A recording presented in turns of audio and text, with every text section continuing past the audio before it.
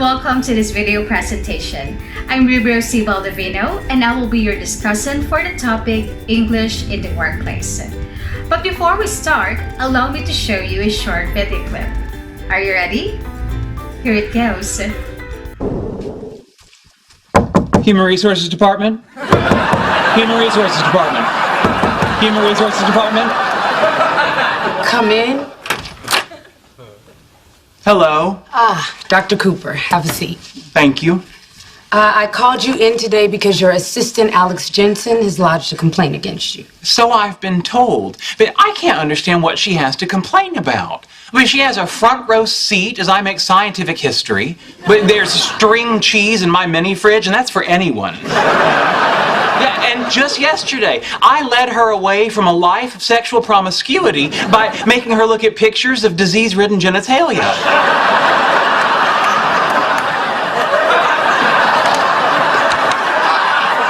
Cancel my next appointment. This is going to take a while. Dr. Cooper, you said things to your employee that you just cannot say in the workplace. Like what?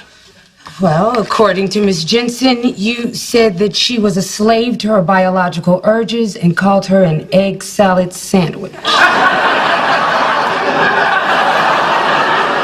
I don't even know what that means, but I'm going to go ahead and tell you you can't say it.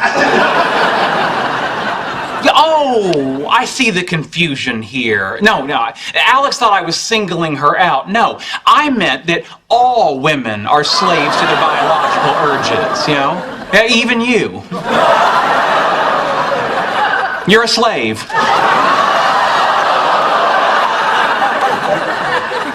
I'm a what? Well,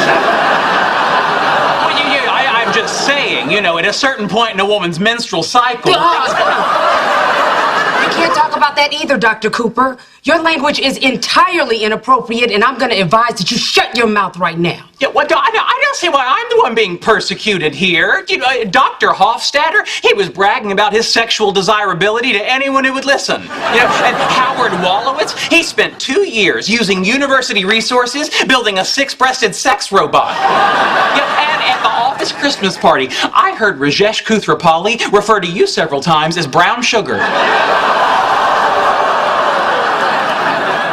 Hofstadter, Wolowitz, and the last one was Rajesh Kuthrapali? Yes. You know, yeah, but in his defense, that wasn't racist. He's also brown. If you have seen a single episode of the hit sitcom The Big Bang Theory, then you're familiar with Dr. Sheldon Cooper, played to perfection by Jim Parsons. Sheldon is known for his brilliant mind, but he is also known for his quirky behavior and idiosyncrasies. The video that you have seen shows Dr. Sheldon being reported to the HR office because of the inappropriate language he used in the workplace. Sheldon, being himself, didn't understand what he did wrong. Dr. Sheldon uses formal register to everyone he talks to. So basically, there's nothing wrong with his grammar and speech. In fact, he is a grammar Nazi himself. So what went wrong here? This is an example of communicative failure in the workplace. A typical problem for not only new but also experienced language teachers is that of having to prepare a course that is efficient, relevant, and tailor-made to meet the learner's professional needs. Another challenge that we teachers must face is to make sure that students gain not only linguistic or structural knowledge, but also to develop cultural and communicative competence. The globalization process, together with the development of information and communications technologies, resulted in greater job mobility and new demands for professionals with better linguistic skills, IT literacy, and communication skills. Since the workplace is evolving globally more than ever owing to economic globalization, students and professionals need appropriate and relevant English to communicate effectively in a variety of professional situations. Here lies the demand for an effective ESP course in the workplace. This report shall outline the main point of Meredith Mary's English in the Workplace. Specifically, this paper is divided into the following subtopics: Workplace Discourse Research, the importance of talk at work, teaching discourse analysis, the importance of context, an interdisciplinary project, workplace communication for skilled migrants, a need for dialogue, and conclusions and future directions. Let us begin with the concept of workplace discourse research. Every organization develops a distinct workplace culture. They develop particular ways of doing things and systems of shared understandings. Workplace discourse research identifies how language is used to achieve both task and people-oriented goals. Coyster 2011 stated that workplace discourse provides an overview of the rapidly developing field of spoken and written workplace interaction, taking a fresh perspective on research methods and key issues in the field. It examines discourse in a wide variety of workplace contexts, using both genre analysis and a corpus-driven approach. The qualitative analytic framework used for empirical examination of language in use is under the term discourse analysis.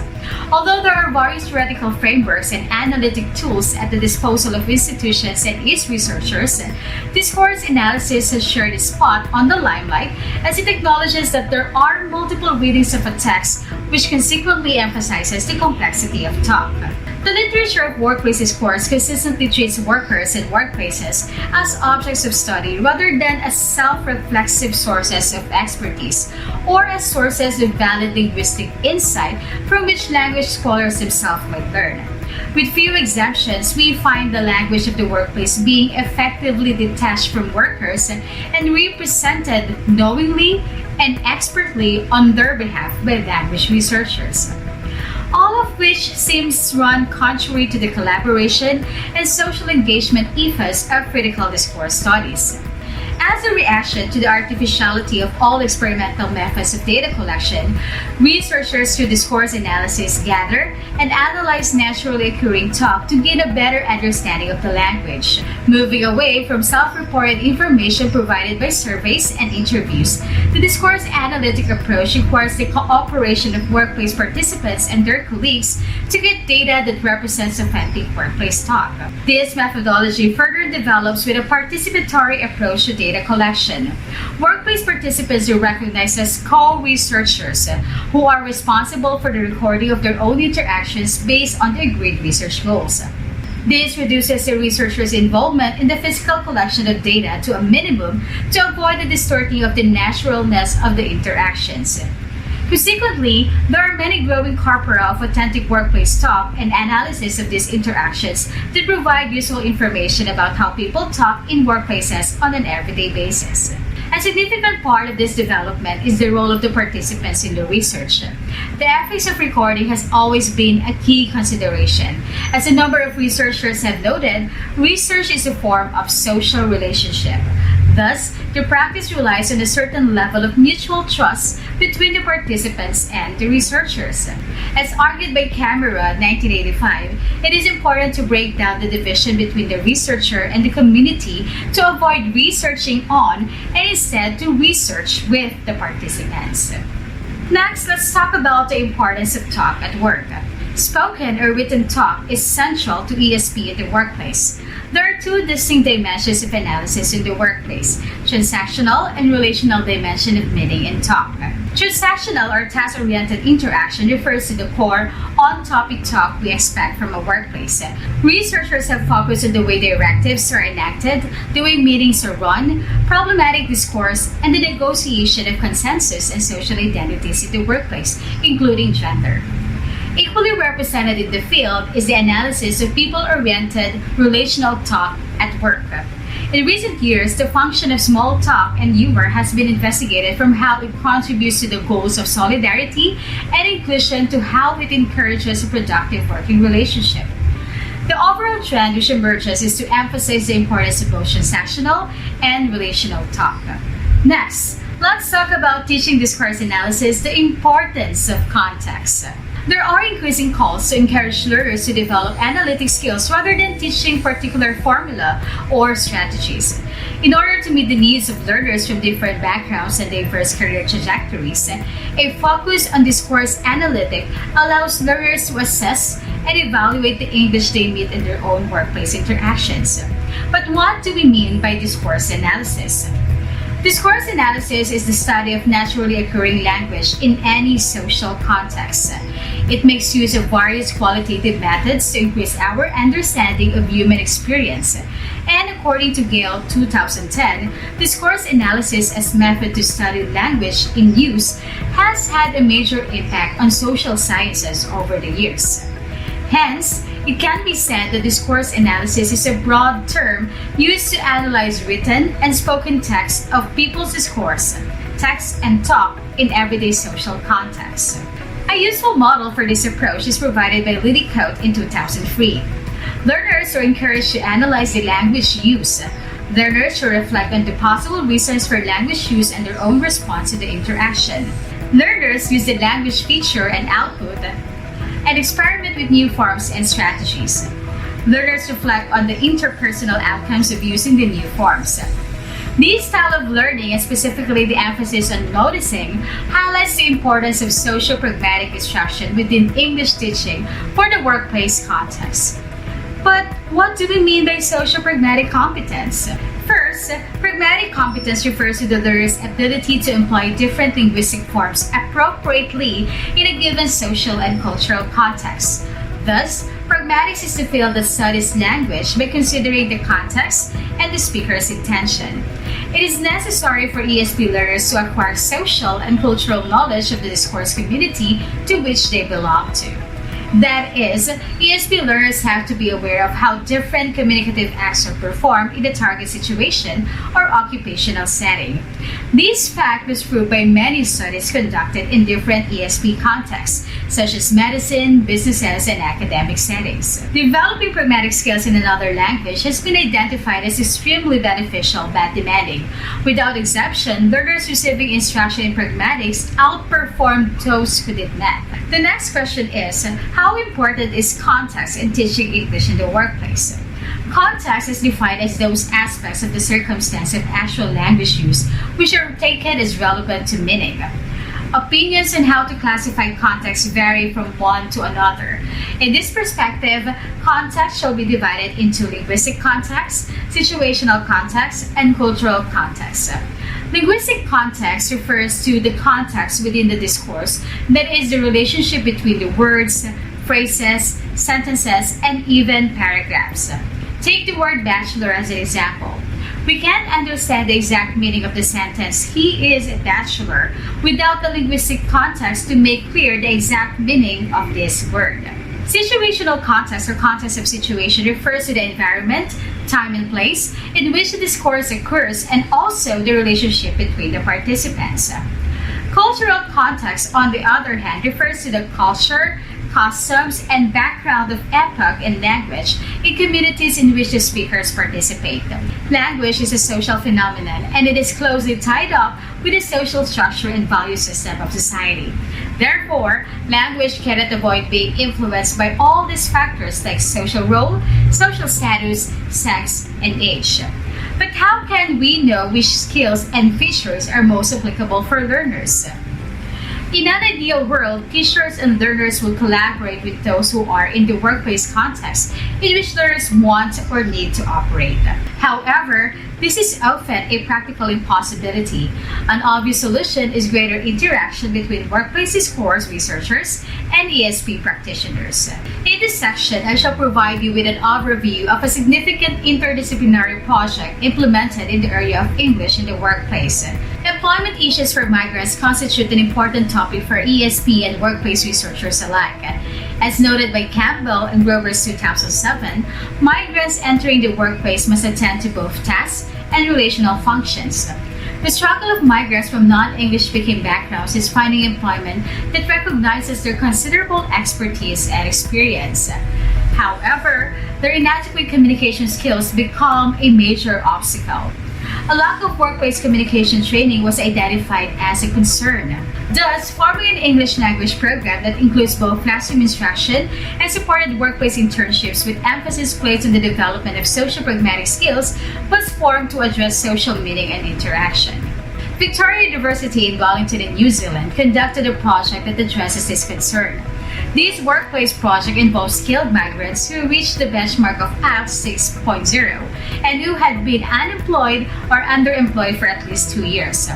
Built into the course were various tools to establish the progress of students, including multiple data points such as this course completion tasks, role plays, and reflective interviews. This research also extends the use of authentic talk to incorporate assessment of the development of socio-pragmatic skills and in turn for developing future teaching practice. An excerpt data from the project is included in order for you to see the analytic nature of the research procedure. In example 1, Andre, a workplace intern from Russia, is talking about his past work history with New Zealand colleague Camille. Establishing his credentials as an experienced and competent professional seems like an obvious and acceptable topic of conversation. As the extract indicates, however, the method that Andre uses does not have the consequences he necessarily expects. At the linguistic level, the problematic nature of this extract is not necessarily obvious. Despite some minor non-native features in his talk, Andre has no difficulty making himself understood. His experience is unquestionably impressive. He talks of working for the International Monetary Fund and with high-ranking officials. There are, however, subtle hints from Camille that this interaction is not necessarily achieving a positive outcome for Andre, and in particular, that Andre is not being self-depreciating enough for the particular community of practice in which he is operating. The indications of this, however, rely on the nuanced readings of various features. One such indicator is the repetition of, "Oh wow." The repetition of this form and the corresponding intonation makes it clear that Andre has gone too far and his claims seem to be interpreted as boasting. This short utterance carries considerable pragmatic meaning. Systematic analysis of other interactions in this workplace makes it clear that it is important to behave in a way which does not seem boastful in line with the widely recognized tall poppy syndrome prevalent in New Zealand society.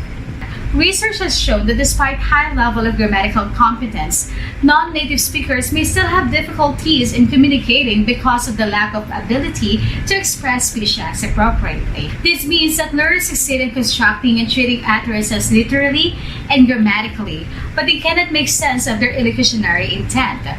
The same observation has been recorded by most studies in the context of ESP. That is, researchers notice that ESP learners are unable to produce utterances appropriate to the norms of their discourse community. In the second example, Henry, a Chinese workplace intern, receives directions from his New Zealand colleague Simon. Simon, Henry's workplace mentor, is describing the process for setting up new files in the company computer system. There is very little content in Henry's contributions, which largely comprise of listenership devices in the form of minimal feedback. However, Henry clearly understands what is going on and is learning from his mentor's instructions. He uses appropriate signals to indicate that he is following and that Simon should continue his explanation. In this interaction, there is clear evidence of the success that some of the students achieve in developing their socio-pragmatic competence within the workplace environment. Henry's minimal feedback in lines 2 and 12 matches the behavior of his New Zealand colleague Justin. He also uses an appropriate echo of the information outlined by Simon in the form of folder. His workmates made specific reference to this communicative behavior, noting how well Henry integrated into their workplace from the outset. They provided positive evaluations of his proficiency, with his socio-pragmatic and analytic skills arguably contributing to their assessments. In each case, the interns did not have significant issues with their English language ability, despite the ongoing concerns publicly expressed by potential employers of skilled migrants. Instead of focusing on linguistic proficiency, the course encouraged them to develop discourse analytic skills to observe the behavior of those around them. Reactions, both positive and negative, alongside negotiation with interlocutors, provide important information for learners as they navigate group norms and appropriate ways of behaving. By understanding group norms, the migrants have the opportunity to comply to the community norms to achieve their desired goal, whether that is to be complicit in or to resist dominant patterns. A rewarding number of the class members are now in jobs which more closely reflect their previous experience and expertise. The success of this program relies on the collaboration between researchers and ESP practitioners who work together to develop materials that reflect authentic workplace talk and which address the needs of the learners. This approach also encompasses the importance of context and the situated nature of language use at work. The call for linguists to work more closely with practitioners from other professional spheres is hardly a new one. It has been reiterated periodically by a number of scholars. And yet, there still appears to be a common tendency among many linguists working in ESP to carry out research and publish papers without consulting professional practitioners engaged in the fields of, let's say, law, healthcare, or engineering, who may often provide precious insights as to why certain linguistic phenomena are the way they are. Besides trusting the text, as John Sinclair 2004 suggests, one also needs to know the context. This inside knowledge can often come exclusively from the professional practitioners operating in that particular field, but may well be beyond the intuitions of even an experienced linguist whose specialty is ostensibly in one or more of the branches of ESP. Belcher, 2004, argued that the perceived shortcomings of ESP were the focus on a narrow range of contexts and/or tasks in isolation from real-life context. This speaks to the very heart of what workplace discourse research can offer. Sadly, a productive dialogue between practitioners and researchers is uncommon. Practice is rarely research-led, and research is not always directed toward the realities of teaching. Just as researchers work in negotiation with workplaces, it seems that there is an important need for researchers and practitioners to collaborate in ways which facilitate the development of appropriate, relevant teaching materials and approaches which help prepare learners for the realities of English at work. Another challenge for ESP practitioners is that the complex challenges and pressures to meet the dynamic language and communication needs of students, as well as those of their employers. Teachers as course designers should be able to correctly identify the tasks and situations that the learners must face in the real world. This could be done through needs analysis, investigating the different perspectives of teachers, learners, or the employers. Another is the use of textbooks.